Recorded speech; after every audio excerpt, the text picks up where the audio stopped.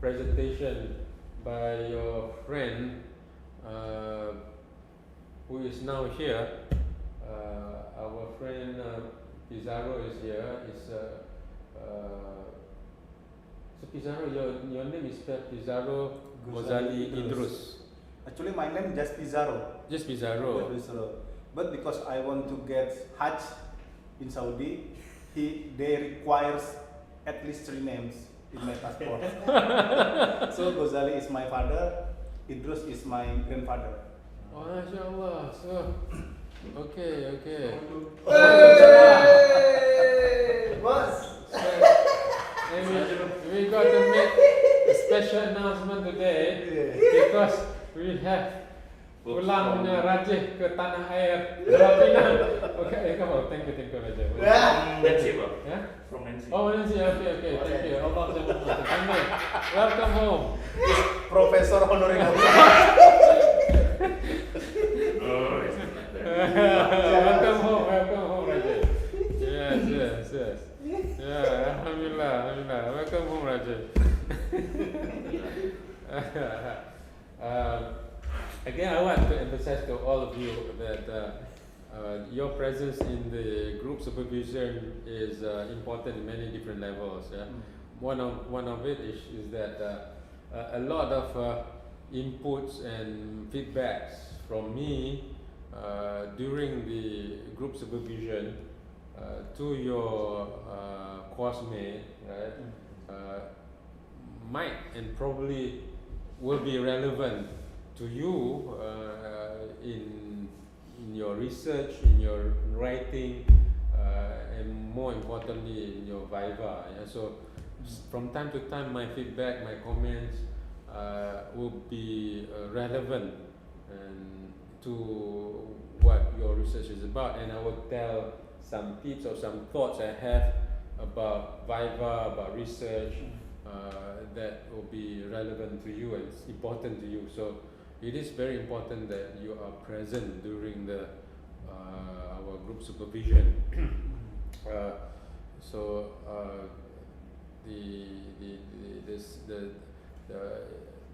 The second thing is that as I said before, our journey, masters or PhD, can be a very lonely journey because you alone, hopefully the supervisor, me, will also know what you're doing, right? Because I will read what you do and listen to what you do, and hopefully I can have the memory to remember what you're doing, at least the gist of what you're doing. So being part of a community of your colleagues is a way to be part of the knowledge or scholarly or a student's family that we are here in Sampris, and now CPR, by the way, right, or USM. So it is, you're part of the community. You're moving together, a community. You're learning together as a community, and you do not understand anything. You can actually have conversations with your colleagues as well, who might be doing something similar or who might be adopting the same methodology or in the same area, right? Like Pizarro will be doing on social philosophy, like my brother Muhammad Riza, who is also doing on philosophy, Sayyidi Ahmad bin Idris, and we have others who are using philosophical methodology more or less, right? Maybe Chimin looking at Confucianism, maybe where's Lanbin? Lanbin is not here, who is looking at public management, but looking at the Western philosophy versus Chinese philosophy, right? So it's about philosophy. So it might be relevant in terms of the subject area. So my comments about philosophy might be relevant and significant sometimes, to your own. Or it might be about methodology itself, right? That's the second thing that is important. So you have this community of learners that you can be together with and be in the journey with and learn. And sometimes you'll learn other philosophies or other theories that are connected to you, or might be might be relevant to your theories, right? So then you can do this interdisciplinary, transdisciplinary learning as well at the same time. So this community of learners. So you're part of the community of learners. The third thing is that, especially over here, you're part of the interactive process. And if there's some updates, we want you to also know. If you're part of the community, your motivation can be sustained. Your information can be more updated to what's happening on campus, USM, or maybe we have new rules and regulations which I also do not know, right? Some of you have registered long time ago, who have some knowledge, more knowledge than the rest. Some of you have only registered recently, so you might also know the process is even more recently. So some of you have registered many times but forgot how to do registration, right? So this is the time to connect with your friends. So there's that procedural matters also. So you want to be keeping abreast with the information, also to be to use this platform to stay motivated as a group. I was fortunate last time when I was carrying out my PhD research, because my supervisor was the research coordinator. So back in my university in LSE, London School of Economics, we have research seminars where the students, all the students will need to present once a semester. They have to present. I have to present the research seminar, and there's a coordinator of the research seminar. So that coordinator happened to be my supervisor. So I'm expected to attend the research seminars. Now some students would skip because their supervisor is not the coordinator, right? But I do not do that. But in that process, because I came, I would travel from Manchester, from Bradford, hours sometimes to get back home, late night, midnight, past midnight, in the middle of winter and all that. But by sitting through and sitting in the research seminars, I listen to different research projects, different types of research, different methodology. I listen to different problems and different feedbacks. So I actually learn a lot through the research seminars, right? And you will learn a lot as well. And as a master's or PhD candidate, you want to be a scholar at the end.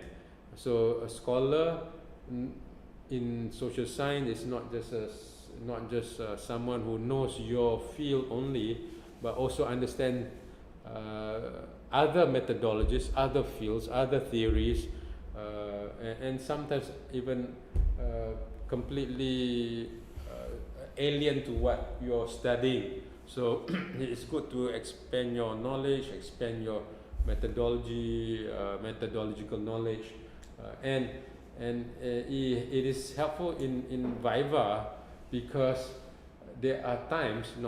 many times, right, the examiner does not, or examiners do not understand your methodology or do not understand your theory, and they will impose, or they will superimpose their own methodological biases or understanding or theory. They say, why not do this? How come you do not have this? How come do that? Then in anthropology you do that, or in phenomenology you do that, or in ethnography you do this, or a qualitative study you do this, in narrative you do this. But my research is focusing on this. I'm using observation, I'm using non-participant observation, I'm not using participant observation, because you have heard different research methodology, different research findings, different research design. So you say, well, that's mixed method, but that's a sequential mixed method. That's a exploratory remix method. Mine is a explanatory remix method. That's why I have quantitative first and I have qualitative. No, so you can make the argument and then you can help the examiner especially, yeah, and during your viva. And during the viva, I cannot say anything as a supervisor. So you can say, and the more you understand other fields and other methodologies, the more important, the more convincing your arguments will be during the viva, right? So a number of my graduates have proven so, right? Remember Dr. Iko now has made the argument because she has. When people are not clear about abductive research, you are making the argument, and they say, oh, then the supervisor, the examiners, oh, okay, yeah, like this, right? And then they are clear, oh, like that. I'm learning something new today, right? And so the examiners themselves say that, right? Which is very good. There are times that I'm not sure who. Even that the chairperson. Sometimes the chairperson is not supposed to intervene. Sometimes the chair intervenes, right? So the chair intervenes and says this. But there are moments that my students who know the stuff well, they say, well, that is this method, this is this method, you know. So the chair actually acknowledge, oh, I'm learning something new here, right? And the chair is a professor. The chair is professor, so that helps, you know, to be knowledgeable in research. So the power of a PhD and masters by research is that the research part, because you become a researcher, a true research scholar, right? So you can understand, and that is not true for a lot of lecturers, and you probably know that. You can see that you go back to your own campuses, you see they will talk qualitative, quantitative, that is the only two they talk about, or inductive, that's only two they talk about, right? And they have one thought about how to do things, right? And then you know, even quantitative, there has only one, you know, procedures of analyzing, perhaps, right? So then they don't understand well. So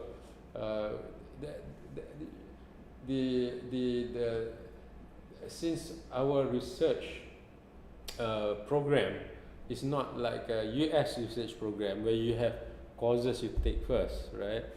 And then you have a preliminary exam, right? Preliminary exam is a very tough exam. It's a, sorry, not preliminary, comprehensive exam, right? Comprehensive exam, tough exam. So there's coursework, right? And then there's a comprehensive. So American education is easy, and suddenly becomes very tough. PhD becomes very, very tough. Right? So you will respect people who graduated from PhD in US from good universities. Right? From UK, is still a question mark there, right? Depending on which program, which university, which faculty, and all that. So again, I welcome you all who are here today, and then please tell your other friends to also join us, and then please stay with us until you complete. And you're welcome to come back also to our group supervision, right? And okay, now I've been talking for a while now, but I want to emphasize I've been away. I lost my phone. I was in Medan recently, visiting 3 universities, USU, Winsu, and UMSU. Right? They're all SU. Sumatera Utara, right? Northern Sumatra. So not because I visited them, because of my own weakness, I guess. I don't know how I lost it, but I could have taken better precautions, inshallah. So I lost it. Please tell your friends to update their name to me so that I can update. I can put your name back in my WhatsApp. All right, Pizarro, you ready? Yes. Okay, Bismillah. Floor is yours now.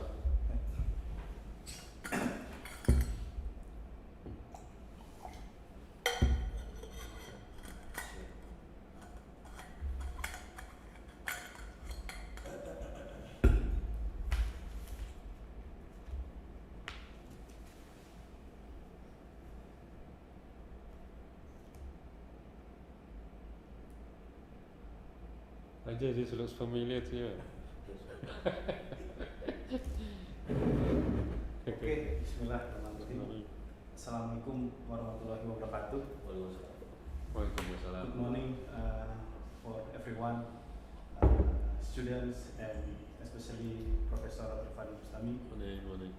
And thank you for this opportunity to me before leaving to Indonesia. And now I want to present our research proposal and progress of my report regarding my proposal research is the international political thought of Muhammad Nasir and his role in the global diplomacy in the 20th century. Next.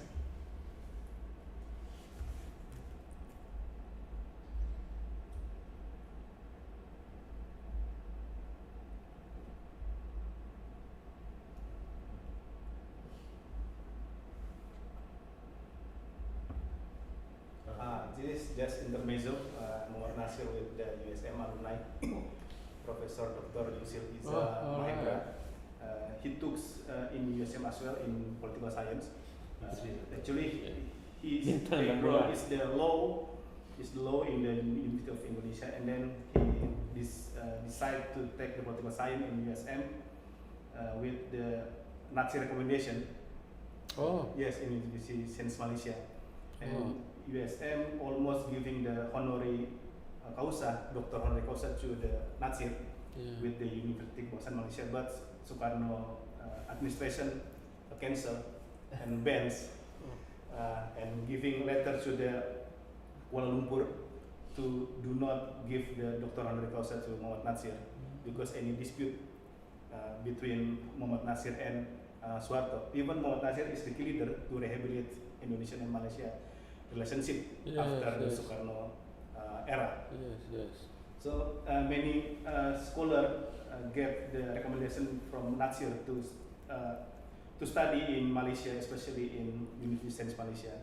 Besides Professor Iza Mahendra, Professor Muhammad Nur now is the Ketua Yayasan, Chairman Yayasan Universiti Nasional. Universiti Nasional. So I bring this. This is a great intro, it's like very meaningful contextualization. Yes. And Universiti Malaysia is one of the outstanding USM alumni in Indonesia. He was minister in Megawati era, the law minister. Now he built the PBB Parti Bulan Bintang. Parti Bulan Bintang now, and is it still Parti Bulan Bintang or Bintang Bulan? Parti Bulan Bintang. Before Parti Bulan Bintang Bulan, now come back to Bulan Bintang. But yes, now he's one of the vice president candidate to Prabowo, Ministry of Defense Indonesia. Now it's just introduction to giving more detail regarding Muhammad Nasir and USM connection. Next, yes, I just give a short biography of Muhammad Nasir, in particular in his political career.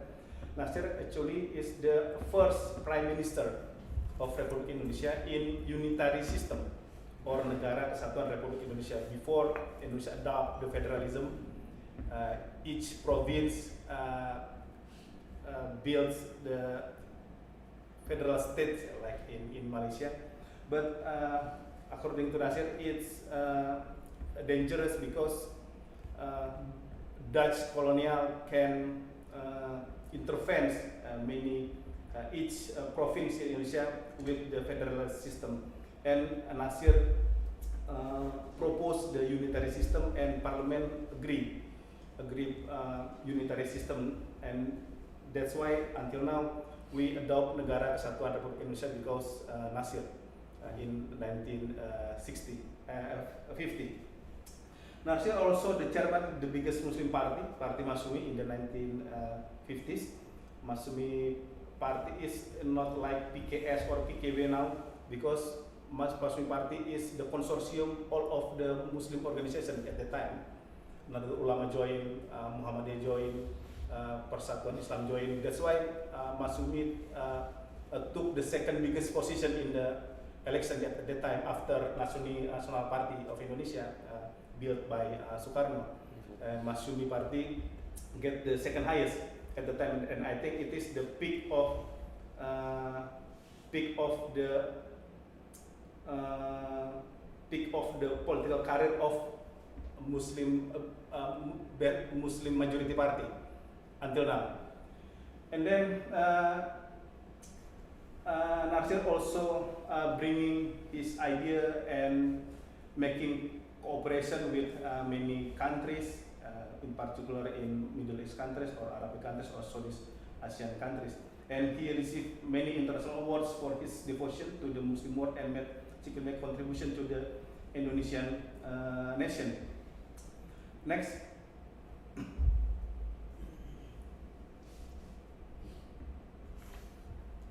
Yes, this is the political thought of Muhammad Nasir. Nasir actually, he opposed the secularism, but on the other hand, he accepting liberal democracy at the time, because Nasir said democracy in Islam, Islam can be in line in sometimes in some parts in liberal democracy regarding the freedom to give opinion, and then Nasir struggle Islamic ideology in democracy. That's why Nasir actually proposed the political term it is theocracy, democracy and Islam. But Islam is still higher than democracy, because at that time we adopt the parliamentary system and Indonesia adopt the liberal democracy, and then Masyumi Party joined the election. Next, and Nasir also it is my key point in this PhD thesis. Nasir promoting global peace, and Nasir is the international actor instead of the domestic actor, because Nasir promotes global peace in many fields, and he also carry out the free and independent foreign policy Indonesia, because in Indonesia at the time a newborn country, and capitalism in United States and communism in Uni Soviet want to Indonesia being their part. United States want to Indonesia being the United States bloc, and in other hand, Uni Soviet wants as well Indonesia being his bloc, because President Soekarno, he's close to the leftist bloc, or in Indonesia is called Blok Kiri, and part of the Uni Soviet. Any in the political term at the time, the axis of Jakarta, Peking, Moscow, and then Nasir criticized Soekarno because it's violate our foreign policy, because Indonesian foreign policy built by Muhammad Hatta should be independent, not part of United States or Russia or Uni Soviet. And in Nasir foreign policy, Nasir wants to build a peace in many countries, because in our foreign policy regulation, Indonesia must active or must engage to encourage the peace and combating colonialism in many countries. It is stated by our Indonesian constitution. That's why Nasir actively involved in efforts to liberate North African countries, Middle Eastern countries from colonialism, and defend oppressed minority groups in the Southeast Asia, in particular the Muslim group like the Moro, or Patani. But in some time he also criticized the Russian invasion to the Afghanistan, or the conflict in Bosnia. Hold on, just a minute. Yes. Hanif, is it possible for Pizarro to sit here Something like this. Oh, Like this. So, Yeah. it's easier for me to do this instead of Yes, doing yes. this. And I'm a bit dizzy by doing this too much of that. No. Okay, thank you. Okay, Ghana? Right, Yeah. right. Thank you. Last time, Rajiv, what was the seating arrangement? Was there, and you were here. Oh, there. But then, Whoever doing presentation always sit here. presentation sit here. Okay. So you don't have difficulties to look at them. You So look the- directly to. So the head movement is just very small head movement, right? Not too much. Yeah. Okay. But you can still see the. Yeah. Okay. Thanks, Anand. Right. Okay, I'm still adjusting back to our old Indian room. Okay, Yes, continue. thank you. But Nasir actually didn't involve in Muslim countries only, Yeah. but also in non-Muslim countries. Nasir giving motion in the conflict in Vietnam. Vietnam at the time being object dispute between United States and Russia. Communist Party of Indonesia wants to Indonesia to recognize the Viet Minh. Viet Minh is more pro to the Uni Soviet, and at the time Saigon is more pro to the United States. But Nasir said that we have to be moderate and not being to join the specific bloc at the time.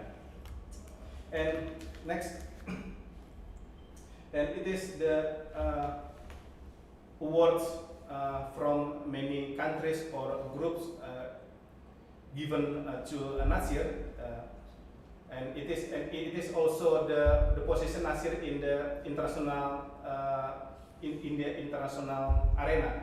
He is the chairman's committee for the North African independence struggle in 1952, and that's why he got the award from the President of Tunisia, Nistan Istisar, the Grand Garden, because due to Nasir's struggle to northern African countries to be independent.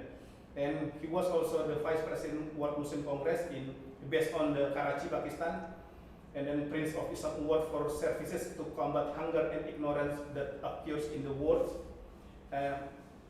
When we look Indonesia now, many NGOs concerning to the humanitarian mission, but actually Nasir, one of the key leader giving the foundation to make the humanitarian NGOs to giving donation to the other countries, especially in countries which colonized by the Western countries. And then he also got the Malik Faisal Award. Malik Faisal is the king of the Saudi Arabia for service to Islam. If we go to Jakarta, any Libya, you know Libya, Lembaga Ilmu Pengetahuan Islam Arab, actually it's by recommendation from Nasir. And then award from the Algerian President Abdul Aziz Bourika for his services in helping the Algerian liberation struggle in 2005. And many others. This is my problem statement.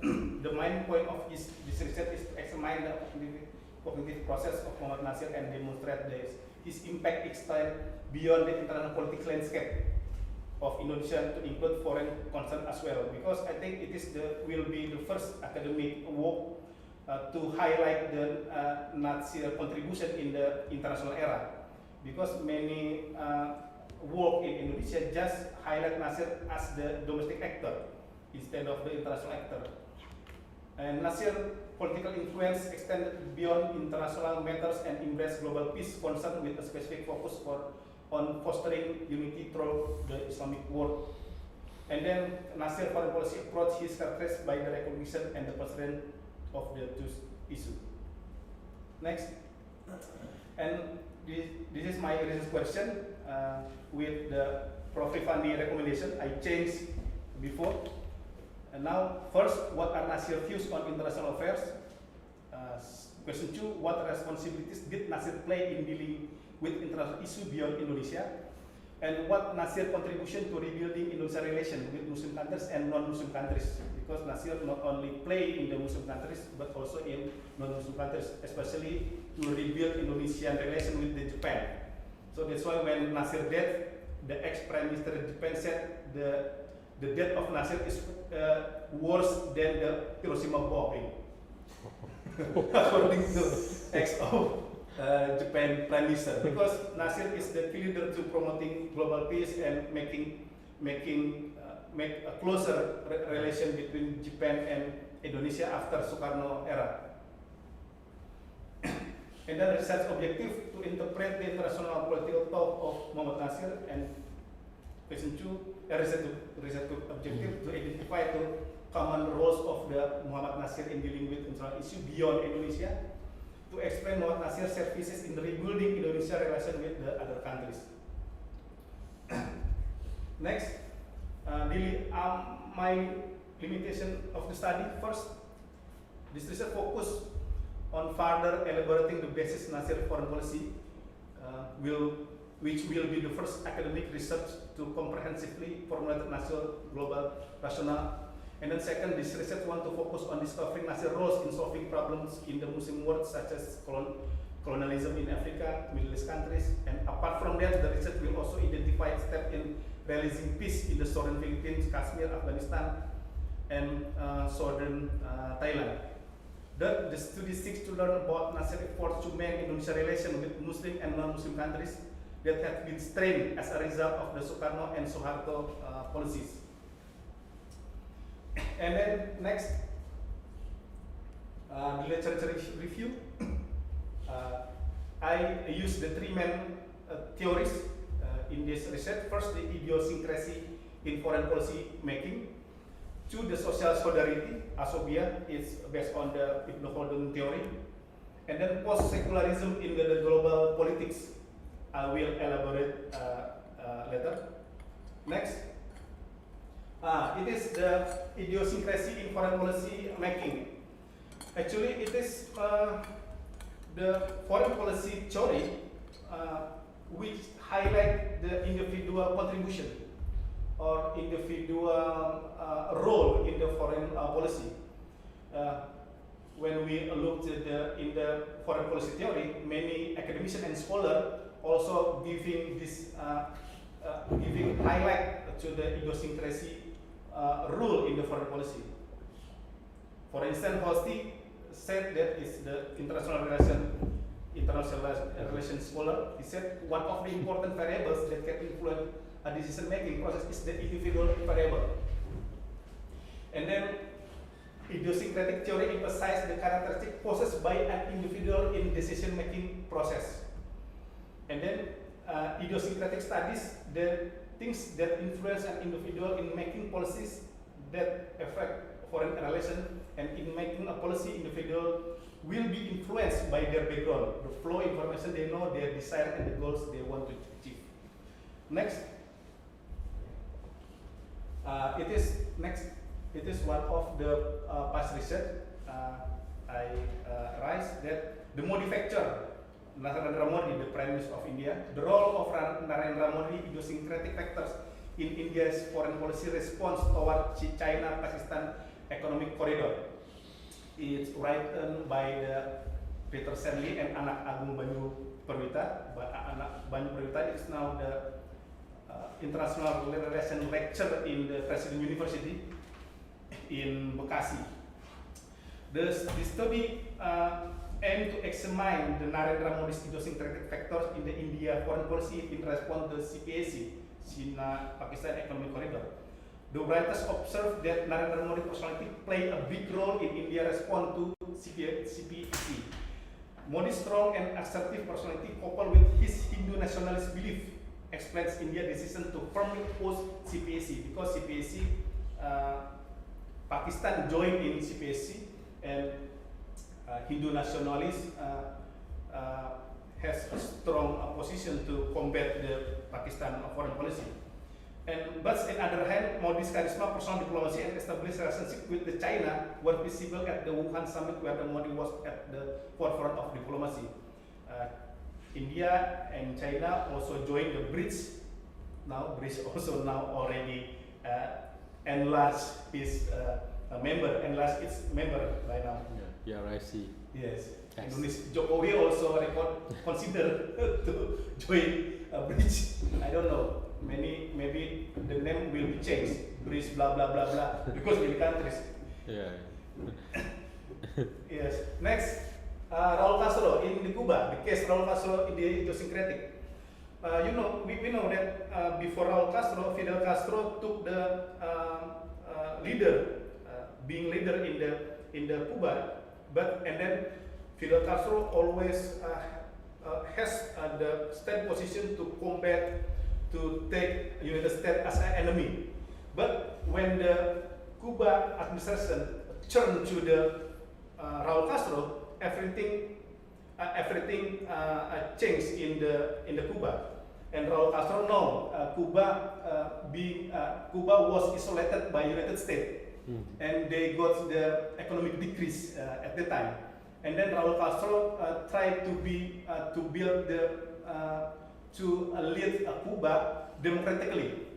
And then United States said that Cuba now under Raul Castro already changed, and Raul Castro met the President Obama, making some appointment and others. So according to this journal, any the idiosyncratic factors in Raul Castro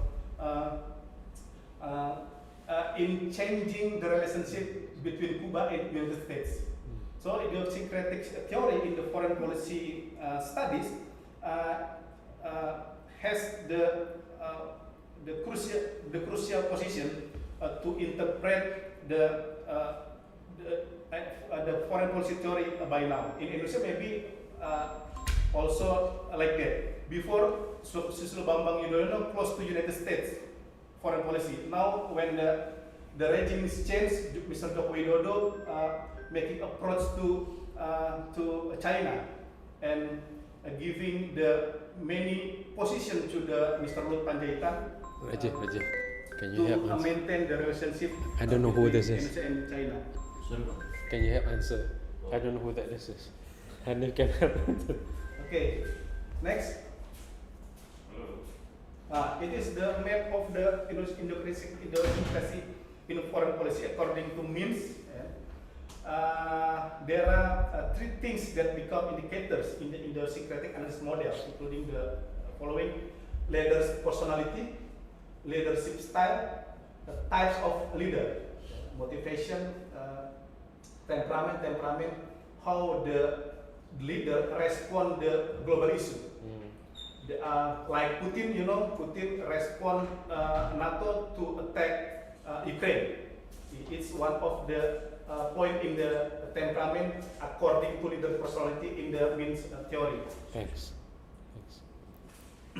And then leadership style, goal-driven, context-driven, text-oriented, text-motivated, text-oriented, and VS context-oriented. Goal-driven, actually, the leader are focused to achieve his aim or his goal. Cannot changing, focus to get the goal. Like Putin, he focused. Even many countries, many NGOs, international communities criticize Russia due to invasion to the Ukraine, or maybe Bashar Assad in Syria. They focus to combating the opposition. Even Western countries or the other countries condemn the Bashar Assad position to attack the opposition. Or Suharto at the time, he focused to or Sukarno to being the president, President seumur hidup at the time, the seumur hidup. Even Parti Solidarity Indonesia, Sultan Syahrir, Masumi criticized Sukarno, but Sukarno decided to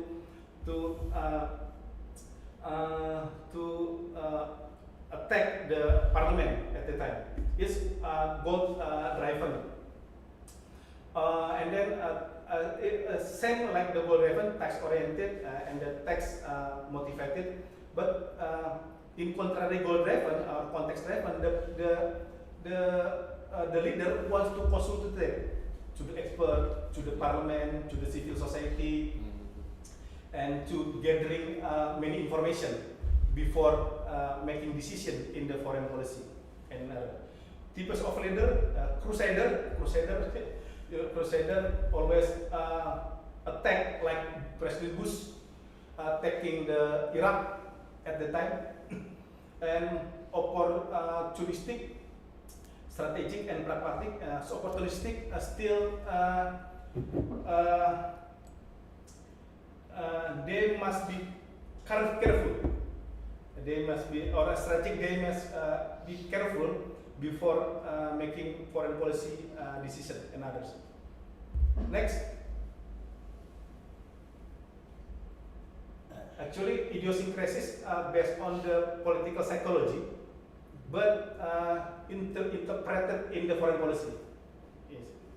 And social solidarity, asobia, it is the theory from the Ibn Khaldun, Muslim sociologist. And asobia is the concept that was born from the talk of the Ibn Khaldun, one of most prominent thinkers, sociologist, expert in politics and others. The term asobia is defined as the ethnic consciousness, blood relationship, a sense of partisanship, a sense of unity, a sense of solidarity with one's own group. And apart from that, asobia can also be understood as a social solidarity, emphasizing group awareness, cohesion, and unity. I using this theory because it's in line with the Nasir talk or Nasir diplomacy, because Nasir always raising the issue of solidarity, Muslim solidarity or solidarity with the other countries. Yeah. Not only Muslim countries, I think, but also the Japan, non-Muslim countries like Japan and others. Next. Past research in asobia and ideal leader, one of studies that carries the theme of social solidarity. The study is entitled "The Advantage of Social Solidarity to be an Ideal Leader According to Ibn Khaldun" by Kasmuri Slamet, Irma Handayani, and others. According to Ibn Khaldun, a leader must have strong characteristics and have influence, power, and authority to be able to build this solidarity. Yes, it looks like Nasir. Nasir actually. He carry out diplomacy, even he is out of cabinet, not has the position in government longer, because President Sukarno destroy threaten the Masumi party. You have to bubar, disband, or we ban your party. And Masumi party at the time decides to disband by themselves. Yes, because they don't want to get the stigma for the Muslim communities or Muslim group that it is the banned party. That's why Muhammad Nasir and others agree to disband by themselves. This is under Sukarno. Under Sukarno, because Sukarno wants disband parliament, and Nasir, Muhammad Hatta, Sultan Syarif said that Sukarno now being the authoritarian leader instead of the democratic leader. Not only Nasir, even Muhammad Hatta. Muhammad Hatta is his friend, the vice president, Dwi Tunggal. But Muhammad Hatta withdraw with the administration and turn back to criticize Bung Karno at the time. Even Muhammad Nasir no longer in the government, he built groups, Dewan Dakwah, Islamic Council, and Nasir carried out many diplomacy at the time, many political movement. Nasir said, before we carry out dakwah in politics. Now we carry out politics by dakwah. Yeah, come in. Somewhere there. Somebody there. I think somebody is knocking the door. Or are we knocking our table? Somebody is knocking. No, I think I saw somebody was peeping into our room. No? Yes. Huh? no one's there. There was there somebody. Anyway, it's okay. Can you No, I saw somebody. It was. Unless there's a spirit of something. There. There? Raja go and check whether there's a ghost or not. Go Raja. No, it's not ghost. Huh? Human. There's somebody, right? Yeah. It's a ghost of CPR. A woman. A researcher, ghost. Okay, go ahead. Okay, next. Yes, it's the Asobia and nationalism. According to the Ibn Khaldun talk, it is impossible for people to create a state without the support of strong sense of unity and solidarity between elements that form the state. And then next, Asobia and religious. Waalaikumsalam. Waalaikumsalam. Yeah. Sorry for late. No, sir, come here. Hey, Ibn Khaldun is here. كيف حالك؟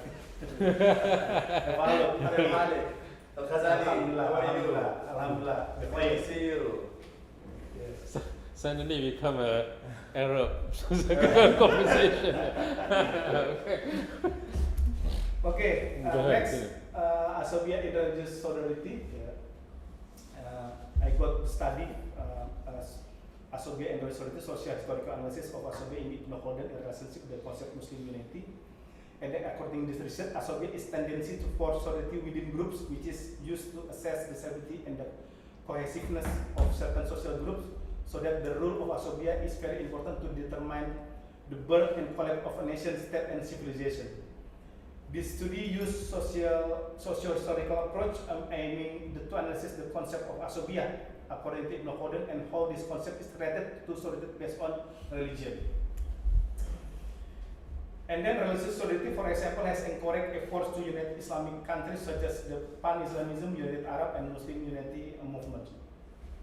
Next. And then the last in my theory, the post-secularism in the global politics. It is the one of the theories in foreign policy, and many studies highlight the post-secularism. First, post-secularism is global phenomenon which saw the resurgence of the role of the religion, especially in the political world. We can see in the Turkey like the AKP party. Actually, it's liberal party, but they giving concern in the Muslim rights as well in the Turkey. And then it is a trend that has emerged to reflect the move back of religion in the public sphere and the need consider to voice religious actors in contemporary analysis of the society. Like in Indonesia, we can see in the upcoming election, yes, many candidates seek support from the religious group. In the context of Indonesia, especially Nahdlatul Ulama. Now, Mr. Anies Baswedan actually already engaged with the AHY, Agus Harimurti Yudhoyono, in many months, but suddenly turns to Muhaimin Iskandar as the chairman of the party Bangkitan Bangsa, is under the Nahdlatul Ulama, built by pengurus besar Nahdlatul Ulama in the after Reformasi era. And now Mr. Ganjar Pranowo, actually PDIP is secular party, also seeks the support from the Nahdlatul Ulama. And then Prabowo also it's not the Gerindra party is not the Islamic party, but now propose Yeni Wahid as the chairman of the success team. So it is related. Post-secularism in global politics or in politics can I use to analyze the global phenomena. in particular regarding the Muhammad Nasir diplomacy. And then according to the concept, post-secularism, religion is seen as a useful resource in the opposing global capitalism and has the colonialization of the life world. Like in Rembang now, actually it's the agrarian conflict, now being the ethnic conflicts or the religion conflict, because the government with the China investor want to relocate the Malay kampung or Malay village, and Malay we know is associated by the Muslim group. Now the Muslim group also raising this issue like Muhammadiyah or the Islamic leader like Ustaz Abdul Somad. Actually, it is pure the agrarian conflict actually, agrarian conflict, administration conflict, but now turn to the ethnic conflict and the religious conflict in Indonesia. And next, research methodology. I conducting this research by adopting the qualitative approach, and then first research essentially mainly sourced with the library research, the data collected from the written source, including articles, news, book, or other kinds related with the research topic by accessing this document in the ANRI, Arsip Nasional Republik of Indonesia, the National Library of Indonesia, Perpusnas, and also I seek the document to the Nasir library in the Dewan Dakwah Indonesia. I think it is challenging because it is the old document, and the ancient maybe the ancient document. Sometimes the sellers sell the document so expensive. So expensive because it's the old document. Next, and the data collection method, according to Moleong, the document states and the document used consists of two types: personal document and official document. In this research, Muhammad Nasir original work documents become the personal document, and the official document consists of two types: internal and external. Internal official document include a book published by certain publisher or institution that contain interesting about Muhammad Nasir, while internal document come from various sources that are freely spread among people, magazine, bulletins, online article, and it is also challenges because I got the document, but many document already destroyed from magazine, from the books. It's so critical when I want to photocopy as well, because it's too old to be photocopied, to be copied.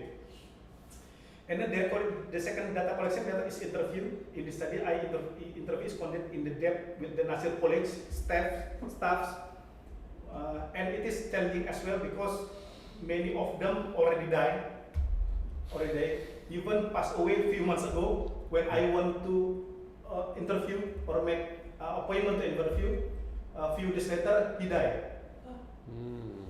This is the problem because his staff now getting older, more than 80 years old, like Hardi Arifin, the oldest staff of Muhammad Nasir, is older, passed away a few months ago. And as I know, Anwar Ibrahim, Prime Minister, giving the duka cita, statement of Takziah. takziah. Condolences. Next.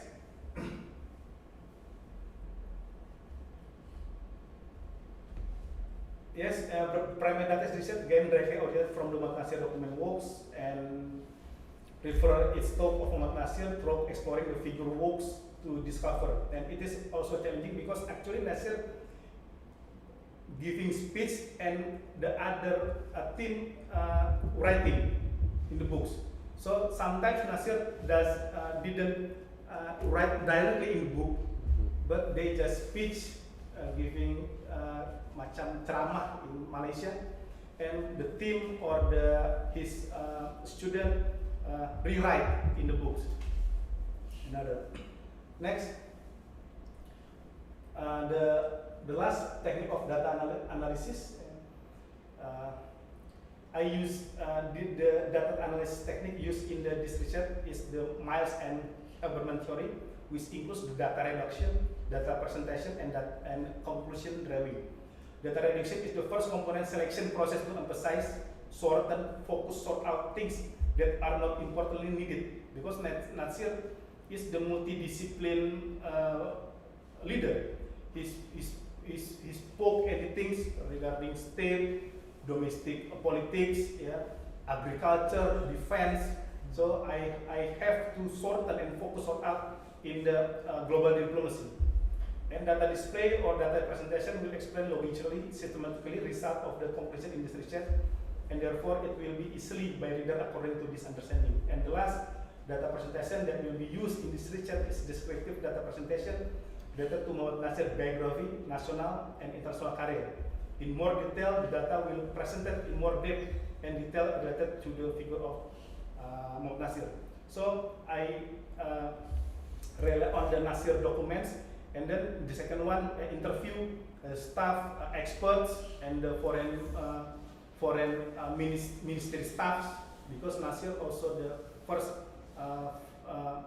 Indonesian Prime Minister in his office now being the office of the MOFA Indonesia in Pejambon.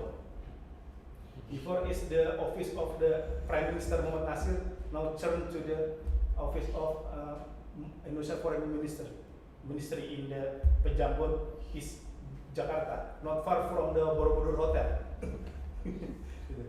Yes, finished, enough. Thank you very much.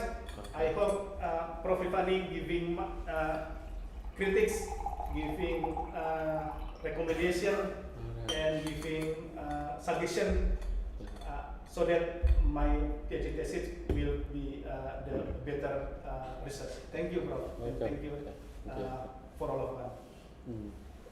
Okay. Okay, very enough. All right.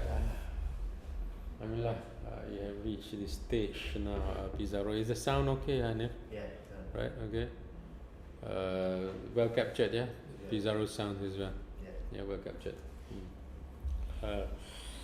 Where do we start now?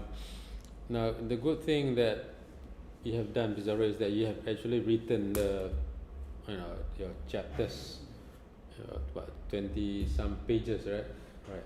Now, usually, before our practice, me, Prof. Azim as well, from social sciences, we have that students, before making your research proposal presentation to the committee, need to submit the chapters, right?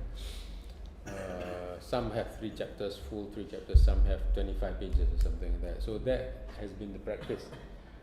But we removed that requirement. I personally think that is that my phone? My phone. Okay, somebody's calling me.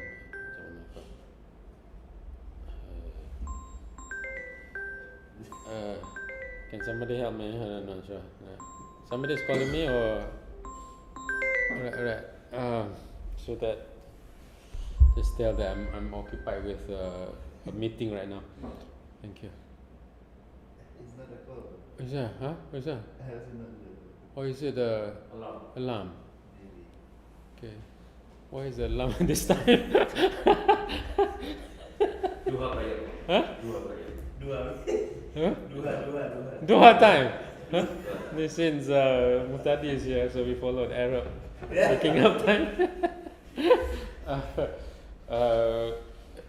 What did you say just now? I forgot my line. I was talking about something. Talk about the proposal defense. All right. Okay. So you have written that. That's good. Now I took out that as a prerequisite, and then for your research proposal presentation to the committee. What was this? Somebody calling me, yeah. I'm sorry guys, because I have this new phone. I don't know how to operate my new phone. It's very, very annoying right now. Goose farming, you know Goose farming? What? Goose farming. Goose farm. Oh, okay.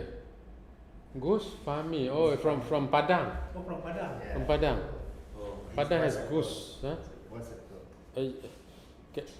Can somebody tell that I'm in mana Goose farming tu? Mana tu? How did he call me? Using WhatsApp. Yeah, from Just can you just tell him that I'm in a middle meeting right now. Right. Sorry. So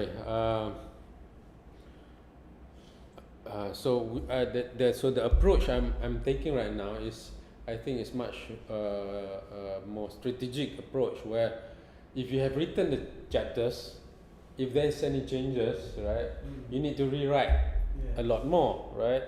Number one. Number two, some people take a long time to write the chapters because you have that writing block, right? So they take longer time. I cannot write. I don't have the time and all that. So that is another constraint, before thinking about the research proposal, you got to write before thinking. So I get you all to do PowerPoint instead, because it's a more summarized way of doing, of thinking through your research proposal. That's so that I can go the research proposal. But one thing, maybe Pizarro, you can share with the rest of the community, the rest of our family here, how, because Pizarro is a journalist. Can I call you a journalist, a writer, journalist, right? So you do not have, you have a habit of writing. So you probably can share your thoughts later on about having the habit of writing. So it's a good thing to maintain that. So let's start from the beginning. Yeah, this is the beginning. So the international political thought of Muhammad Nasir and his role in the global diplomacy in 20th century. Alright, so you do have two words that are kind of similar, a bit repetitive maybe, which is international and global. Right, international and global. Right. Okay. So international political thought in the global diplomacy. So the implication is that so you're not analyzing anything that's not international in its political thought. Are you doing that? Or does it not, so some thought might not be international, but it's political thought. Political thought. Are you concerned about that or not? Or it does not concern you? So you put a question mark there, so you got to answer that. Or if you remove the word international political thought, the political thought of Muhammad Nasir and his role in the global diplomacy, so it's already about political thought in global diplomacy. So you already have the word global there without having international. But I'm not saying that you should do this or the other one, but you got to choose which one, right? Or you can say the international political thought of Muhammad Nasir and his role in the diplomacy in the 20th century. But when you say diplomacy in the 20th century, that will also mean domestic diplomacy, right? Internal diplomacy, partisan diplomacy, organizational diplomacy. So the scope is bigger in that sense. So maybe here you want to focus on international diplomacy only, right? So or global diplomacy. Maybe so you want to maintain the global diplomacy, right? Right? You're not concerned so much with organizational diplomacy, how he deals with another organization in Indonesia. You're not focusing on that one, right? Okay. So the word global diplomacy can be maintained, or international diplomacy, right? So you got to think through whether you want to use global diplomacy or international diplomacy. There is some difference, right? There's some difference, but you think through a bit, right? Whether you want to use international or global, right? Because it has a somewhat different emphasis whether you want to international. So sometimes you want to go international relations, they like the word international diplomacy, right?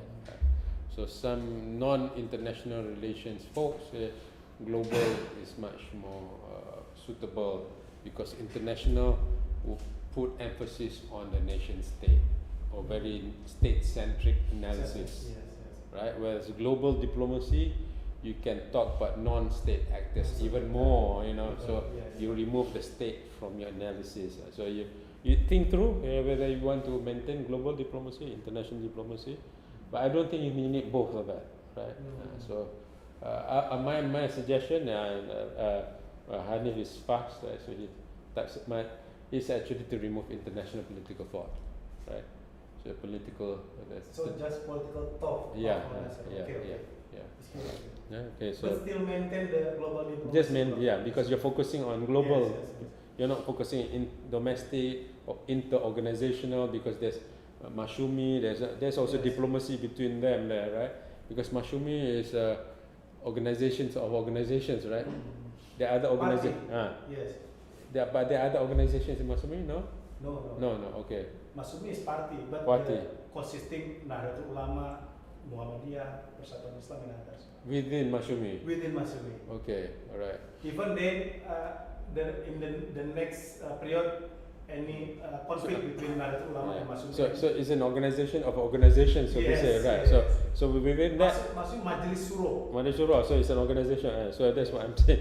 So that is also a diplomacy there, right? So that's another type of diplomacy, but you want to focus on global diplomacy, right? Okay. So maybe that's a good part to maintain there, the global diplomacy. Okay. Move to the next one. Again, the title can change, may change, and can be decided by the examiners. So sometimes all the discussion of focusing too much on the title is, for me, a bit unnecessary, right? We know we want to do, that's it. Make it a working title, closest working title to your research, right? Not the ultimate, because the examiners can change it. And so you want not to be too tangsuk, to be obsessed with the title, you know. Be flexible enough, you know. Otherwise, you get the argument at the end in the Bible. All right, that's good that you have this intro about Dr. Yusril. Back as a player in Indonesian politics right now, right? Okay. The point I want to note in your intro, right? So this should be called introduction, right? So in your intro and your problem statement, you have problem statement there somewhere? You don't? Yes, I have. You have it, okay. Somewhere that you have problem statement. All right, okay. So sometimes you have that. So multiple colors sometimes confuses me too. So go back to the beginning. Now, your intro, since you're doing philosophy, and this is true for the rest of you who are doing philosophy, you got to listen closely. The rest of you are doing philosophy, or to some extent Muhtadi as well, because you're using a lot of secondary data, so to say. Is to differentiate between literature review and research, right? It sounds like you already have the findings of your research in the intro itself. So you're saying Nasir was a prominent Indonesian politician, and he was already, in your explanation, you were already explaining what was he doing and all that, right? So it can be confusing to the committee, to the examiners, audience or readers, right? To read and say, okay, this sounds like findings to me. Your literature reviews, you do not want to make that to be the case, right? So you do not want to make your literature review or the discussion on literature review to sound like your findings. Findings of your research, right? Because your findings is about the philosophy and the role of Muhammad Nasir. So you got to differentiate between the literature review and the findings, right? Okay. Now, what it also means is that from the literature review towards the towards your problem statement later on. We go to the problem statement. Where is the problem? Okay, to your problem statement later on. You will want to, here is where you identify the research gap or the vacuum, right? Here is in your literature review, you want to show where the research gap is, right? So the way you review and present your literature review is to show where the vacuum is, right? Where the vacuum is. So as far as I can understand from your presentation and your discussions before this, right? When you have our discussion, is that it is the in the literature, there's not enough work or study on him as a international player, right? As international actor and as international leader, so very much a domestic person, right? And people associate Masyumi with domestic politics more or less, the beginning of Indonesia, and people would think. So not much has been discussed outside there, right? So you want to show that kind of vacuum. The other one is to also demonstrate the idea of vacuum or gap that exists in the literature that explain the political philosophy, political thought, political philosophy. You might want to use philosophy later on, but there's enough to choose to use the word political philosophy or political thought. In your title, you want to rethink whether you want to use thought or philosophy. Of course, philosophy is deeper than thought.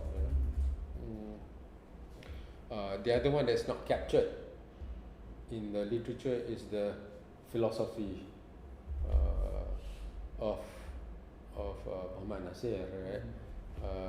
I think the word philosophy is more apt because thought can be just words. Philosophy is you're going analysis of those words or something. Philosophy. Yeah. Go to the interpretation. The interpretation of the words, right? So, Confucius says, and those are thoughts, right? But the Confucius philosophy, you're going deeper, right? So, you know what I mean? So, although thought can mean philosophy, but you're emphasizing on the deeper, deeper. What is it? Deeper level of thinking of is political thought.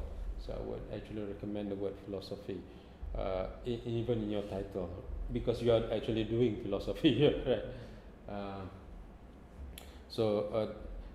In your literature, leading towards your leading towards your problem statement, you want to show the gap. You want to discuss the gap about the research, the theoretical vacuum that leads to the problem statement. Yeah? So instead of confusing or making sure that you want to make sure that your literature review or discussion on literature review doesn't look like their findings. Like, well, you already know what it's about. Why are we carrying out this research? Right? You already know. You do not want to demonstrate that at the beginning, right? You want to show that there's a gap, and the discussion is about highlighting that gap, right? The gap can also be about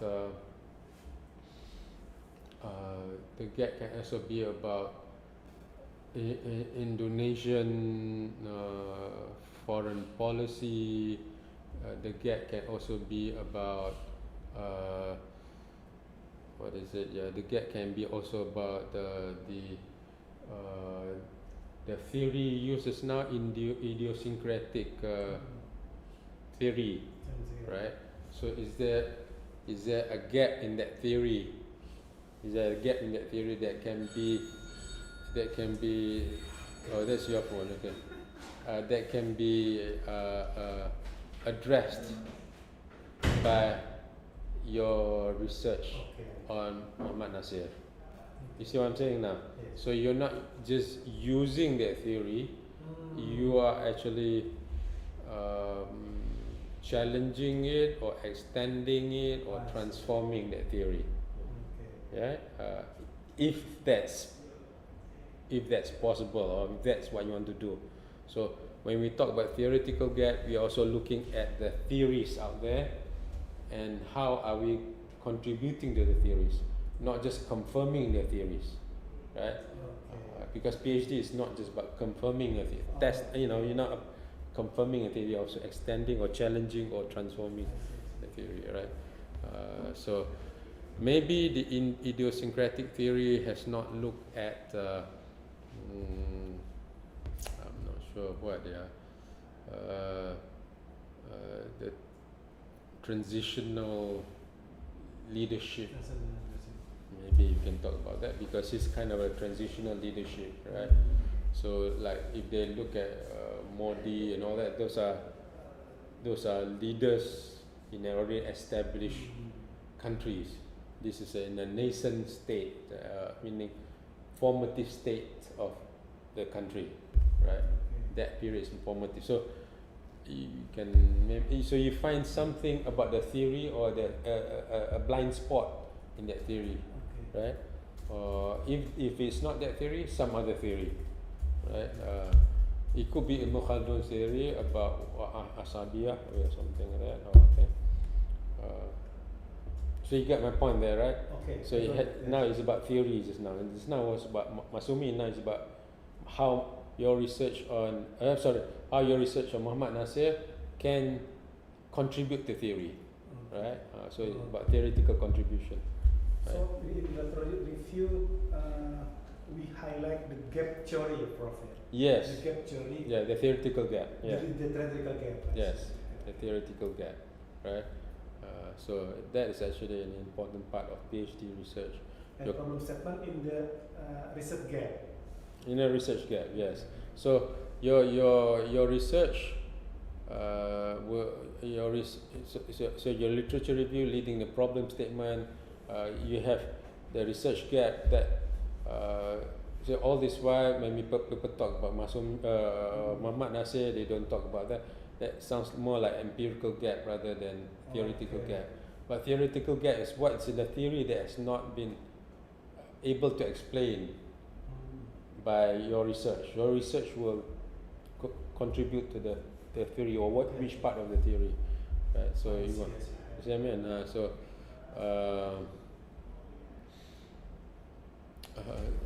So it could be idiosyncratic. It can be some other theories of international relations theory. It could be about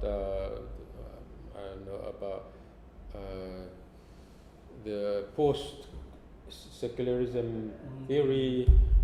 It could be something. So you find a theoretical gap in some theory or some theoretical space. So you go in there and to fulfill the new approach. How does it change that theory? You got it, right? Okay. That is actually the whole thesis strategy is there. Because at the end of your research, later on when you have your findings, you have discussion, you say, well, these are my theoretical contributions. So you want to be able to say, these are my theoretical contributions, right? Okay. So, alright, can you go to you talk about limitation of study. Thank God, Haraja is here now. Down lagi. Bawah lagi ada. Yeah, so you can see here, apart the second point, the second statement is, apart from that, this research will also identify steps in realizing peace in southern Philippines, Kashmir. Alright, so this is not limitation, this can be significance of research. I see. Right? So it can be significance, but you do not want to promise that, because Yeah, this is actually quite important or whatever keys, identifying steps in realizing peace, right? Southern Philippines, Kashmir, Afghanistan, there's a lot there. Yes. Yeah, there's a lot there. I'm not sure. Are you going to do that or not? If you're Yes, not going to yes. do that, then you got to be careful promising something there. Should reduce your profit, just some Reduce, countries. yeah. Maybe it's it should not be under limitation. Limitation is what the limits of your research. This is not limits of your research. You've got the significance or most like a contribution of your research. Not theoretical contribution, but some contribution there, right? So back there, that's one. So you want to remove that, move to significance of research or some possible contribution. You can say that possible contribution. So you are not promising. You say possible contribution. Possible. Yeah. So and then you use the word steps. That's even steps 1, 2, 3, 4, right? So that's very specific there. So you don't want to overpromise. In fact, in research, it's better to underpromise, over-deliver. Right? Underpromise, not overpromise. Right? You got that one, right? Okay. Where else? Now, you talk about Khaldun's theory, right? Yes. Of Asabiyah. How? I'm not sure how is that relevant to the research. How are you going to apply it? How are you going to make? Because I want to highlight this social solidarity, bro. Okay. Social solidarity, Nasir doing global diplomacy. One of the reason is the social solidarity, Muslim solidarity like that. So I using the Asabiyah theory from Khaldun, which emphasize on the solidarity issue. Okay.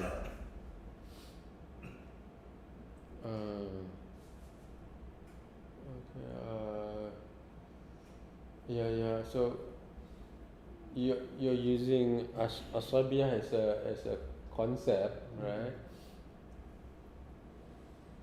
So it's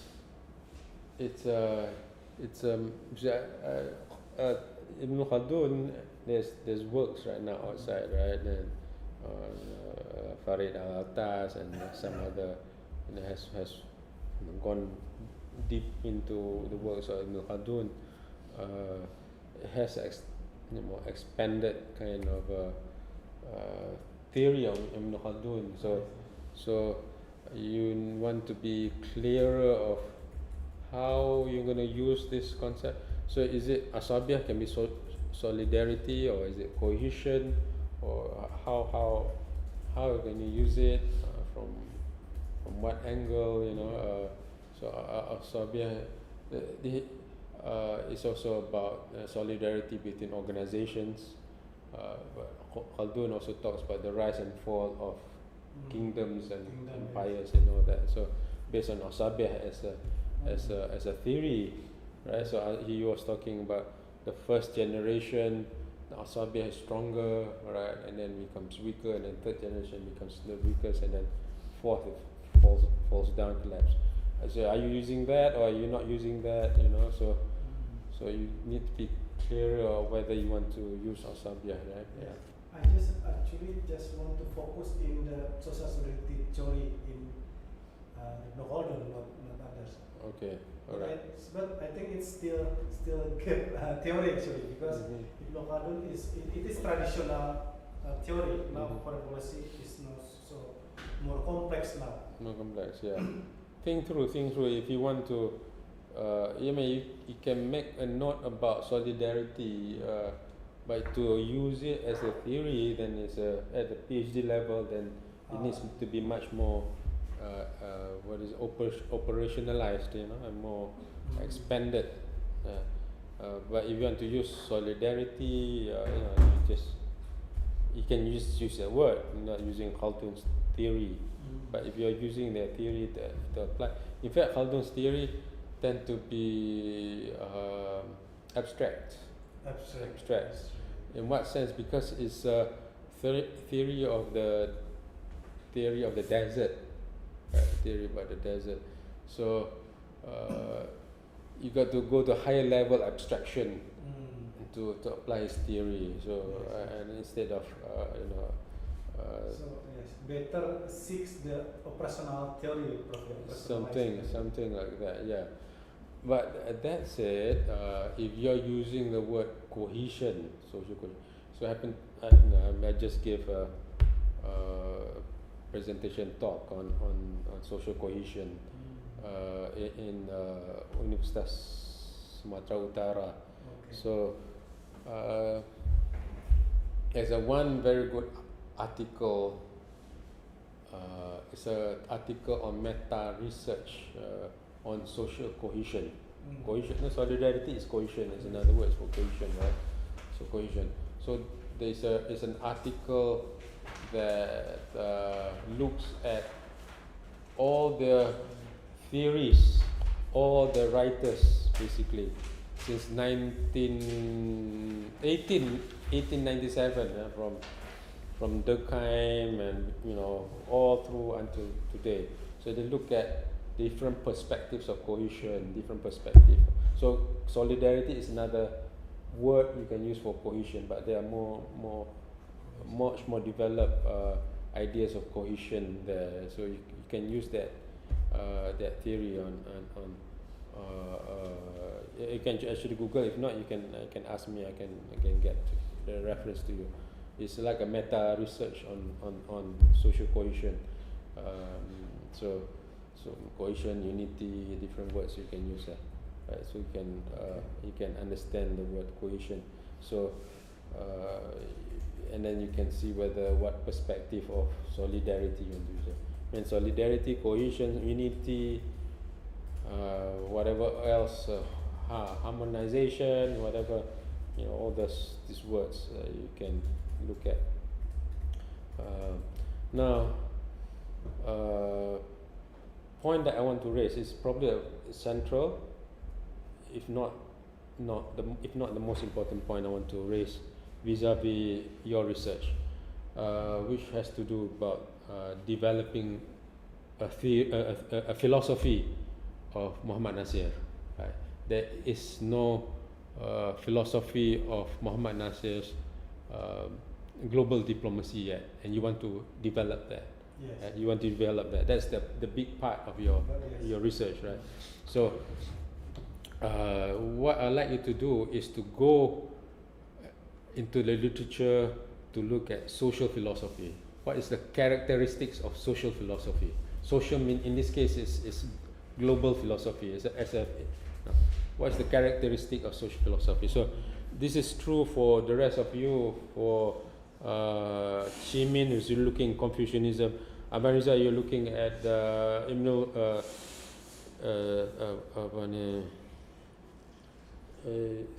apa nama ni? I forgot his name dah pula. Idris. What's his name, Riza? Tarikat Muhammadiyah. Anyways, the philosophy. So look at the literature on social philosophy. What constitutes social philosophy? What is the characteristic of social philosophy? So you develop a social philosophy. What should social philosophy has that makes it a social philosophy, right? So if I say alon watang kelakon, is that social philosophy, or is that I said biar lambat asal lama, is better to be late, it's better to be safe than sorry. Is that a social philosophy, right? Or is it just a saying, right? But are we developing when we talk about it is a philosophy, but is it enough to say we are developing a social philosophy, right? So study what are the characteristics of a social philosophy, and then when you develop the social philosophy of Muhammad Nasir, global diplomacy, you have the characteristics. The social philosophy. You get what I mean, right? You're not just putting different words together and then become a social philosophy, right? So Confucianism is a social philosophy, and then develop Plato's Republic is a social philosophy of governance, of democracy, right? So that's the part there. So you're developing a social philosophy. You want to be clear what constitutes a social philosophy. So you want to study that. So that should be part of your literature, right?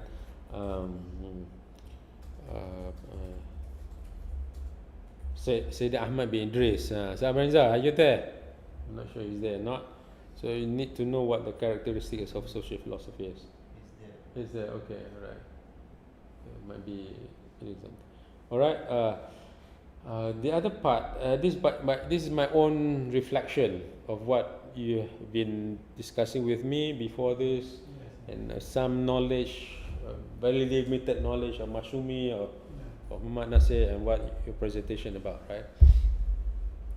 But this may be towards the end of your research, which is analysis. But in thesis strategy, sometimes you want to bring the analysis early in your research. I can see that he's an institutionalist. Muhammad Nasir is an institutionalist. What does it mean? It means that he builds institutions, he strengthens institutions, and he works through and with institutions. Right? So one of his global diplomacy, one of his approaches of global diplomacy is institutional approach, right? Institutionalist is institutional. He became a chair of this institution, chair of the institution. He founded some institutions too, organizations too, right? So that is one of his global diplomacy, maybe not. So look at that as one of his philosophy, maybe, right? As a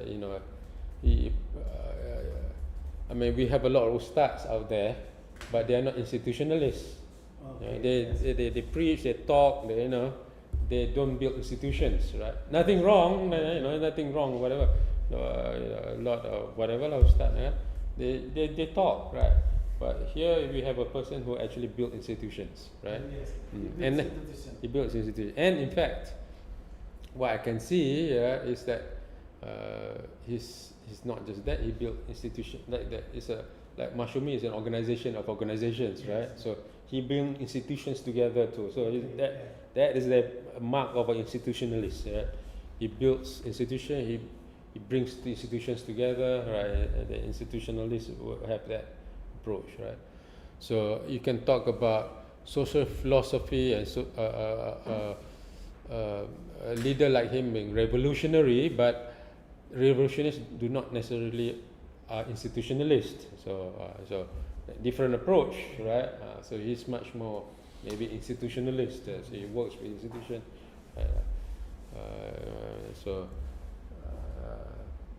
I do not know. Maybe Khomeini is an institutionalist or he's a revolutionary, but not necessarily institutionalist. Maybe I don't know whether he builds institution. Revolutionaries are not necessarily institutionalists. They can just create a revolution. Might build one institution. Before he died, he said you should stop revolution and go to the institution, state.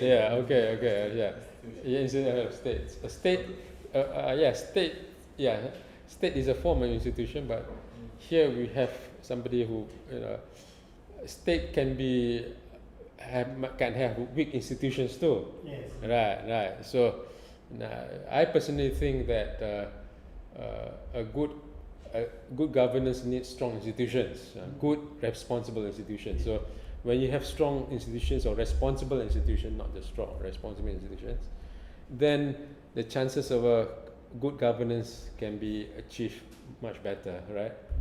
So the goal is not democracy but good governance, right? So democracy sometimes can have weak institutions, right? Because democracy doesn't necessitate. Because everyone vote, okay, everyone vote, yes, this is good, and that's a democracy, right? Should I include the institutional theory in this research? Because actually Nasir didn't satisfy to the state, and then because Sukarno disbanded him, and then Nasir built his institution, Yes. or others, Yes, I think to promote global diplomacy. I think so. I think eventually, eventually, right? But I'm still early in my understanding of what your research is about, right? Eventually, if you bring institutional theory earlier, there might be some contribution to institutional theory that you can make Okay. with this research with Muhammad Nasir. Just like Muzakir contributed to the institutional theory by talking about institutional replication of Muhammadiyah as an organization. Institutional theory talks about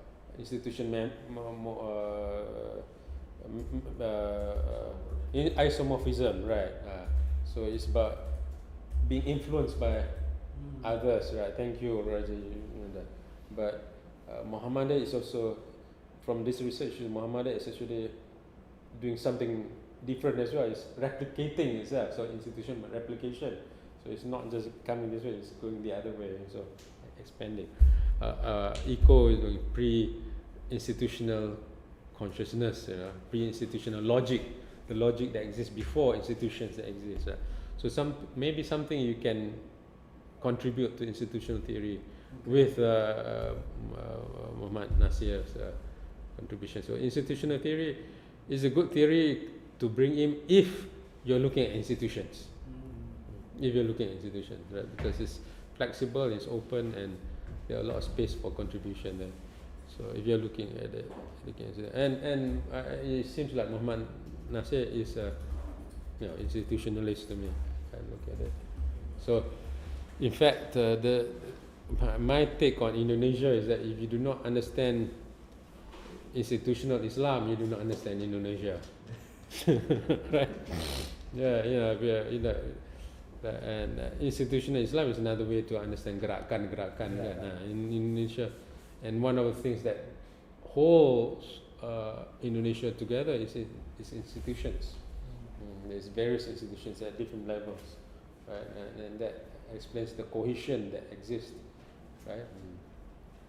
So maybe you can talk about institutional cohesion. That might be still absent or weak in institutional theory. Institutional cohesion is good. Yeah. Because so he builds solid, or you can even use institutional solidarity, or you find some other,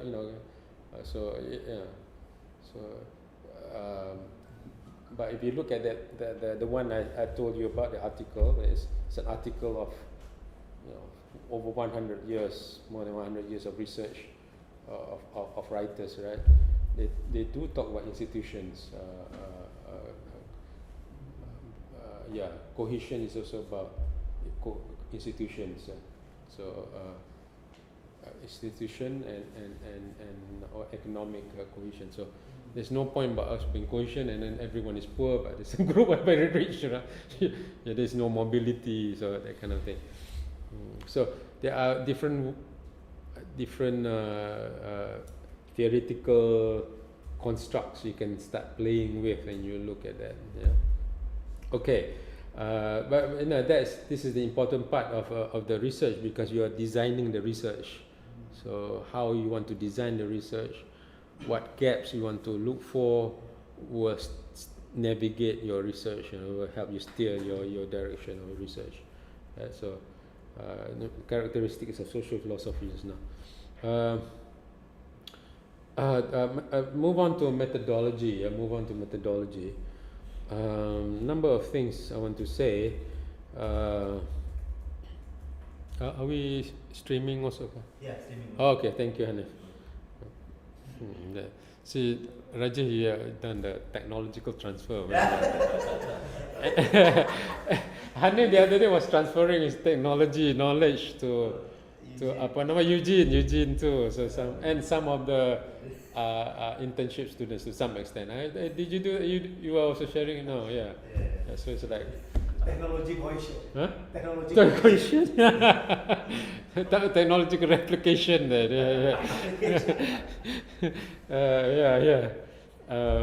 What is it? And now there's one part of qualitative research that will be relevant to what you're doing. There's archival research. Archival research. Archival research, right? Because arsip, yeah. So archival research. So because he's a leader from the past and who has positions, right? Various positions too in the government. So he might be writing letters, right? So your work will be very original in that sense, because archival research archival research tend to produce new discoveries, new discoveries, I mean, one of the example in Malaysia, right, including myself, has that perception, and we joke a lot about how the Sultan of Kedah being cheated by British colonial powers, right? That we rented Pulau Penang is a rented state, right? Penang still pay rent to the Sultan Kedah every year for renting the island, and every year, right? A very low price, but I think I don't know. Some say that, some say 10,000. I'm not sure which is right. Selagi ada bintang dan bulan, as long as and the clause says as long as the stars and moon, the contract stands, which is we thought was a stupid thing to have in a contract, right? It's a forever, right? Until doomsday, right? And then doomsday. Akhir zaman lah, basically. I thought the Sultan been cheated, and but that's not true. That the Sultan wasn't negotiating with the Queen. So one of our historians in USM has gone into archive and looked at what went on. It seems like there were letters between the Sultan or the Sultan's office of Kedah and the Queen Elizabeth were negotiating the deal, negotiating an amount. It was disagreeing with the deal. So the Sultan wasn't stupid, right? But then the colonial powers were so strong at that time that they managed to get basically they were still colonizing whole Malaysia, but they use different words. British are good at playing with words too, until now. So there was a new discovery. So archival research tend to lead to new discovery, right? A lot of people might not know about Masyumi, about Muhammad Nasir. You can actually uncover it. So explore that as a important part of your qualitative research, right? It needs not to be expanded into archival research or qualitative research, right? During the Viva, people will say, well, you're not doing the archival research, and this is something that from the archive, right? Archival, I think also manuscripts. Yeah, possible. It's possible. If any. Yeah. Manuscripts is very important. Yeah. Manuscripts. All right. Manuscripts of his speeches, kind of thing of his speeches. Now, and so that's one. The other one, so it's an important one. You want to address the attack that might come in from the examiner later on. Since he's an international leader, international figure, is research limited to Indonesia sufficient? Meaning he might have, there might be documents outside of Indonesia about Muhammad Nasir, right? That would inform you about his philosophy or his political thought. So you need to address. You need to handle that part of the questioning, that part of the inquiry. So earlier on you will say, this is the limitation of my research. My research. You want to acknowledge it very early in your research design. Okay, so you want to be able to stop that problem, preempt that problem before that becomes a problem. So some people will say,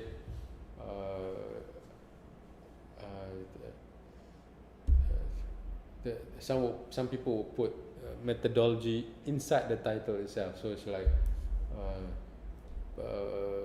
something like philosophy of this, from the manuscripts of, from the Shaolin temple manuscripts, something, I mean, the monks' philosophy, from the Shaolin. So they limit it only to the manuscript of the temple or something like that, right? So but you do not need to do that, but you can just state it in your scope of research. Okay. The scope of research and the methodology. You note that, right?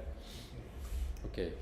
Very important, so that the bigger the figure, right? The more the person will have outside of the country, right? So the next one is the idea of primary and secondary data. You did say somewhere down after the secondary data, and then you talk about primary data. So you say the primary data of this research is gained directly originated from Muhammad Nasir's document works. Alright, this is where you need to be clear which methodology you use, right? For most of qualitative methodology, and very true for quantitative too, right? Any published work is considered as secondary data. Any published work, right, is considered as secondary data. Journal diaries are not secondary data, primary, right? Interviews are not. When you ask survey, you get data, that's primary, right? So if you're talking about Muhammad Nasir document works, so you're going to be careful what type of document works. So archival research, right? If it's from something that has been published before, it's not secondary, right? But for philosophy, right? Primary data can be the philosophy itself. So what does it mean? It means that, so I publish my work. So as an example, Rivani wrote something, right? Wrote a book, right? So you're a philosopher. You research on Rivani's constructs of Nusantara, for instance, right? So Rivani used 7 words for Nusantara. Those 7 words are primary data for philosophy, but not for anthropology, sociologists, political scientists. They don't consider that as primary data. Philosophy might consider that as primary data, even though I have published my work, because it's a primary, my primary works, right? So this is where the methodology will determine what's primary and what's secondary. Generally speaking, published work is secondary, with an exception of some fields of studies like philosophy. So you see my point there, right? You get my point. So you got to know what methodology you use, and under that methodology, what is considered as primary, what is considered as secondary. Generally speaking, rule of thumb: if it's published, secondary data. So, how about the Muhammad Nasir works, books, speech? It is secondary data. So going back to what I'm saying, depending on the field and the methodology employed by the field. So like philosophy, right? Philosophy, they would, like I said, philosophy would look at Plato's Republic, the word he wrote that word,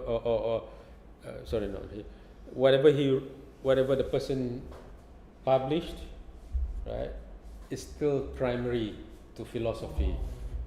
That's like for me, right? I write something about Nusantara. So Rivani's work about Nusantara, right? Even though I publish it, right? Published for normal social sciences, we consider that as secondary data.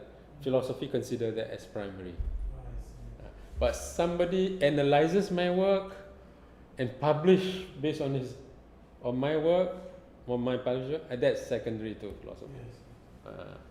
Slightly different. So philosophy is slightly a different field, because they are looking at the original words or phrases that is used by the person. So the primary to them. I'm not a philosophy major or whatever. So you got to go deeper to understand what is primary or secondary, right? Depending on methodology, but go back to methodology. So go archival research. See how archival research defined as primary and secondary, right? Now I suspect if it's like his speeches, I suspect that it's primary, right?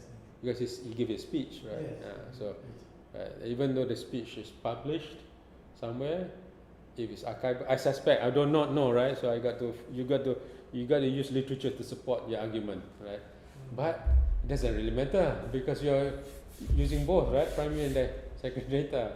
So it doesn't really matter. Even the secondary, you can still use it.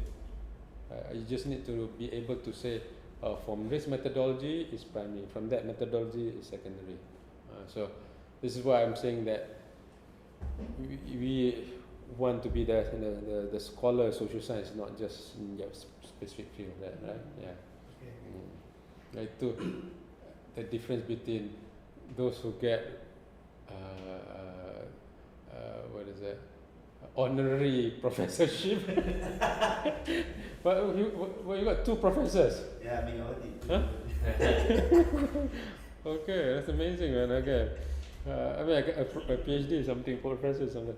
And those who actually did the hard work to, we did the real hard work to get our masters and PhDs. So, anyway, okay. And then your data analysis, you can put it up here first, but eventually you might want some other methods of analysis. I'm not sure why you choose this one, or you give some justification there, but I would not limit to this theory to do when archival research. Maybe there's some other theory methods, data analysis method, not necessarily theory, right? So it doesn't have to be a theory to analyze data, right? But using a methodology itself, it has data analysis technique there too, right? Okay, now last but not least, has to do with the presentation. And this is true for the rest of us who is non-native speakers, i.e. all of us, right? All of us, except unless we have some white guys here, okay, and you are not included as a white guy, although you're very white. From his name is already white. From his name, sorry. Oh, tadi Abdiel is white. Yeah. Oh yeah, okay. Raja, finally we found your word is actually. You told me that Roger is actually something like strong or what? Roger. Raja. Yeah, Roger. No, he came from something is a probability. No, last time you and Samir were talking about it, and we actually found the word Raja. that's close to, which is what? Stronger. Yeah, stronger. Finally, because kasihan Raja tu akhirnya jadi.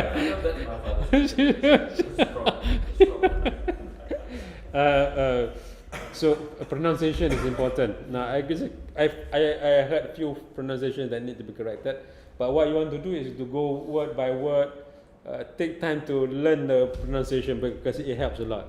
So it's Soviet Union, not Uni-Soviet. Soviet Union. The English word is Soviet Union, not Uni-Soviet. Although in Indonesia Uni-Soviet, goal-driven, not goal-driven. Goal-driven. Cuba, not Cuba. Cuba, EU there, okay, Cuba. So I think you said type of leaders, you said that? So types of leaders, types of leaders. Determine, not determine. Just like examine, not examine, right? So I don't use engage, not. I think you use different words now, right? So just what you can do is, I think there are softwares you can highlight and turn it to speech, right? I think you can use that. Google Translate does that too, right? Just attach there and just listen through once, twice, 3 times, especially preparing for your research proposal presentation later on, right?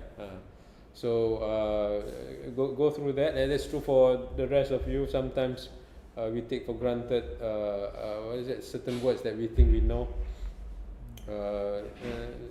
Me too. Sometimes actually it's pronounced this way, not that way, right? The other day I heard from one of the ads from Facebook or one of those social media, imitation learning.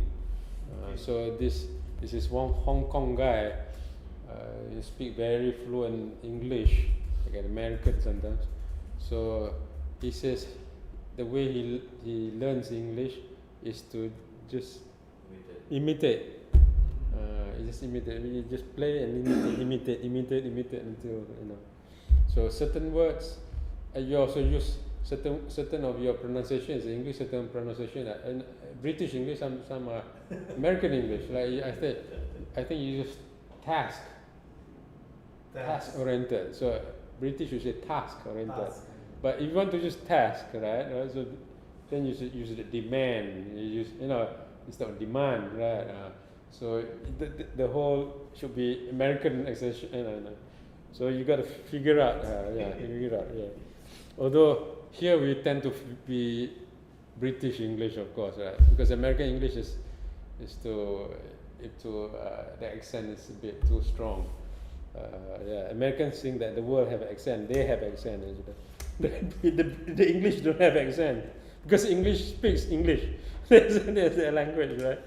So we use British, right? Yeah. So like schedule.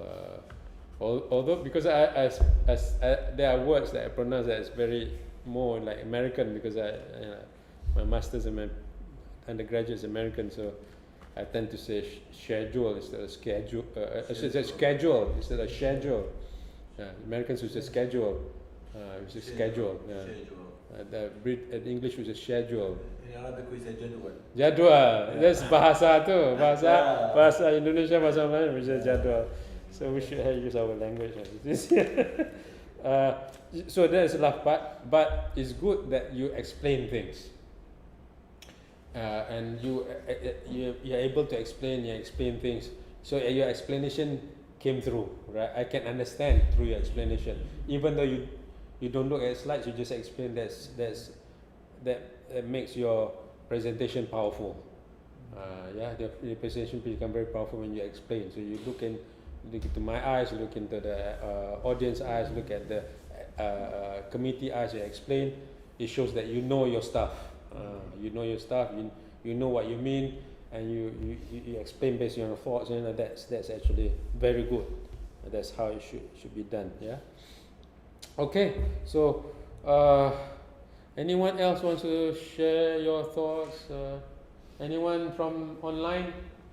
There's Chang there, Amarinza, Chia-Sheng, Qimin, Yufeng, Li Yue, Kai Lai, Zhao Lei. Just related to the Asabiya, I have here some references if you want. Asabiya, yeah. Yeah, about Asabiya, which is maybe 9 references. 9 references on Asabiya, yeah. It's a good one, yeah. If you want, you can. Okay, thank you. Yeah. Now, I would not discard that as a you can still even if you don't think it can be developed in the full theory to apply for your research, you can still put it in your discussion or footnote there, right? Because Khaldun uses it to explain the formation of a kingdom, also uses it to talk about different groups. The Asabi, so Asabi is not internal cohesion, is intergroup cohesion, right? Which is explained in the article, by the way. It says internal, which is social capital and all that. So the other one is intergroup, and Muhammad Nasir does intergroup cohesion. He builds solidarity between institutions, between groups, right, and between countries. Yes. So something there can be developed too. So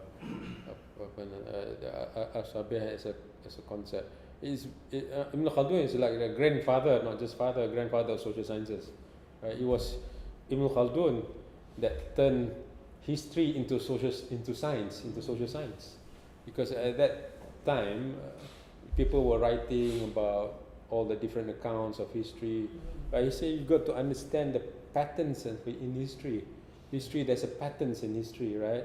So instead of just series of events, this happened, that happened, this happened, this year, that, he was talking about patterns of history.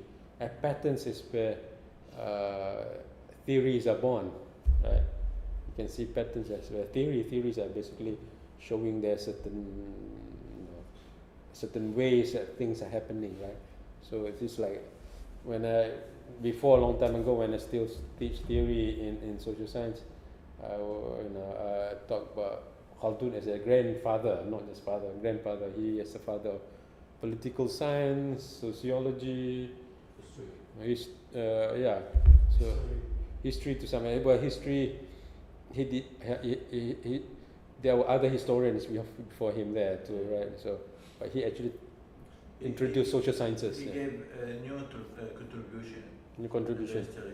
He changed according to the award, he changed the history from the leaders' events to social events. Social events, yes, and the leaders' event, very leader-centric to social. Yeah. So social phenomena.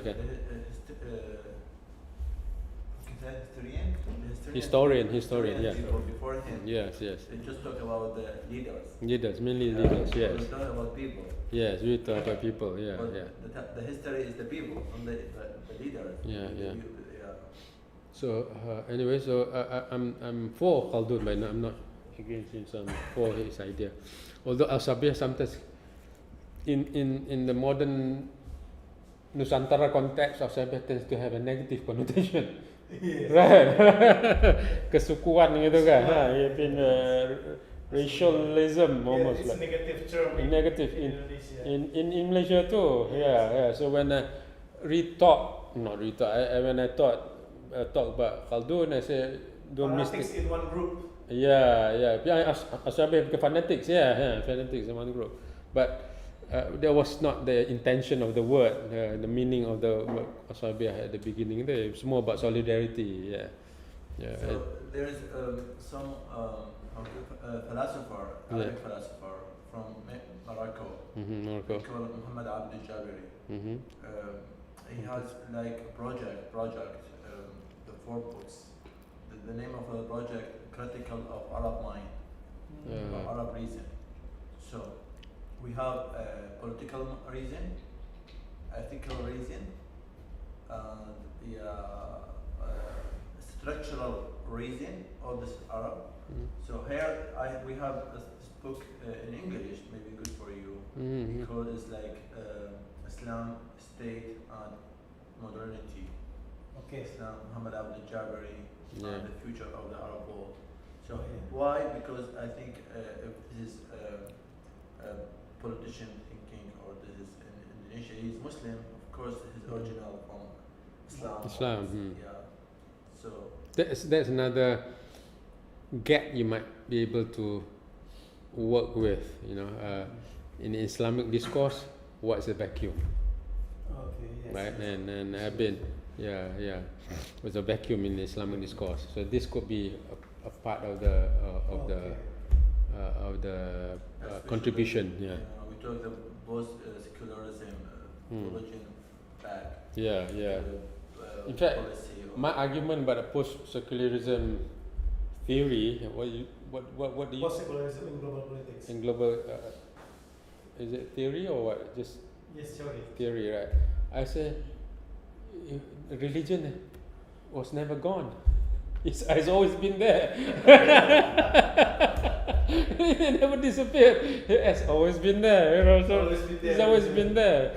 Just that all these theories never saw that, and then trying to ignore it and trying to see that what happened in certain sectors of the world or certain sectors of the West. They think the rest of the world are like that. It never disappeared. In Indonesia, it never disappeared, right? Still exists. It exists throughout, never disappeared. In the Arab world, it never disappeared. Yeah, but there's threaten. What is it? Threaten. Threaten. Religion from liberalism. Yeah. Because your work is almost Similar, similar to. So Maybe you can share some, Okay. There's a deep discussion about liberalism. For me, my theoretical contribution correlate with liberalism and federalism. We can do balance between them because absolute liberalism destroys society. So go to the individualism until individualism will suffer from something. Yeah. Because solidarity help people, help individual. Maybe, especially now in Europe, many people cannot face the problem, the life problem, because they are alone. And your family don't support them. You're alone. Why? Because he chose from the beginning he will be alone, and the political ideology support that. So he's alone in the life. So he can face the life alone, whether he lose or he success. So he is alone. So, but with solidarity and coherence from religion, we cannot make a person alone until he married or become mature. But always there is maybe this big family around him, or tribe or anything around him. Always he supports him, he stand with him with his problem. There's Arabic purpose. أنصر أخاك في السراء والضراء. He can support your brother, whether in the good things or bad things. Again? Support your brother. In Arabic. أنصر أخاك في السراء والضراء. Okay, I gotta learn Arabic more. Okay, thank you. All right, it's almost 12 now, and we haven't had our lunch yet. So we haven't had lunch for some time now. All right. Oh, is that you yet? Who's that? Hi. He went. Hi, Liet. Hi, Kalai. Kalai. Wait. Okay, Chang. Because I received your. Not you. Sorry. Yeah. I received somebody else's. Okay.